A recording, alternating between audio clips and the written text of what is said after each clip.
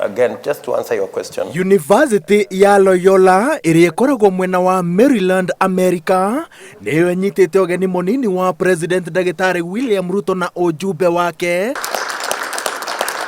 ũrĩa wĩ icera-inĩ rĩa kwendia kĩoneki kĩa ngwatanĩro ya Kenya Kwanza mabũrũri-inĩ ma nanja. The biggest issue that is on the ballot is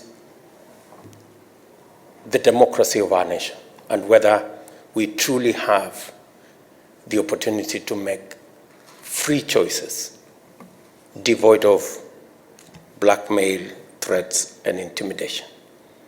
That's a matter that is on the ballot, and that's a matter that many Kenyans, in fact, if you understand a bit of Kiswahili, that's what informs the current push by many Kenyans to say hatupangwingwi.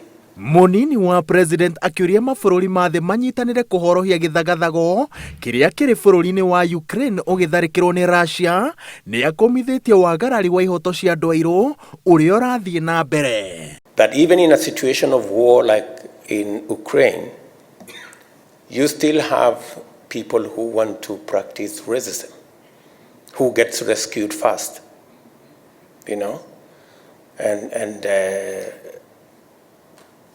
even in a situation of war, it's mind-boggling that people can still have the space to practice racism. Munini wa president araragiria tongoria kanitha arĩa tarĩirie atĩ kwĩhanda kwao makĩrũĩra ihoto cia andũ airũ nĩ mamwe ma maũndũ marĩa marahe ngwatanĩro ya Kenya Kwanza mwĩhoko wa ũtorania.